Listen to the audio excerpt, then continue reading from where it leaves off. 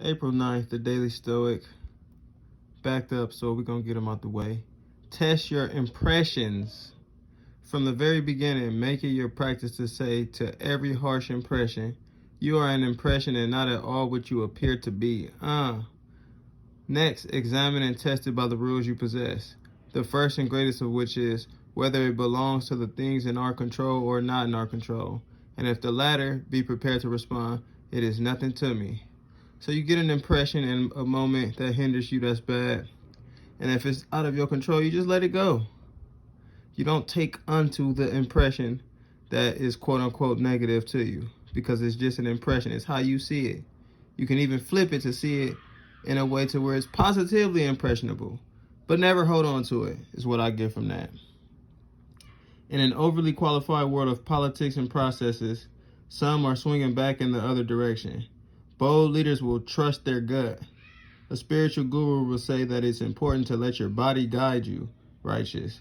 A friend trying to help us with a difficult decision might ask, what feels right here?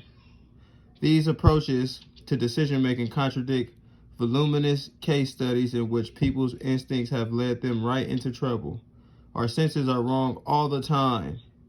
As animals subjected to the slow force of evolution, we have developed all sorts of heuristics, biases, emotional responses that might have worked well on the savannah but are totally counterproductive in today's world.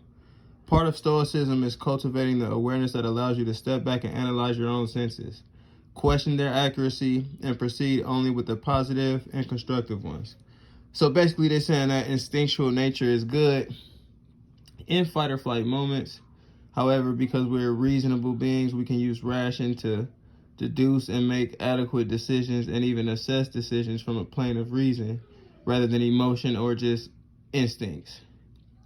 Which I partially agree with. I think instincts is key in fight or flight and in just performance situations. But ration is also just as key. Sure, it's tempting to throw discipline and order to the wind and go with what feels right. But if our many youthful regrets are any indication, what feels right now doesn't always stand up well over time. Hold your senses suspect. Again, trust, but always verify.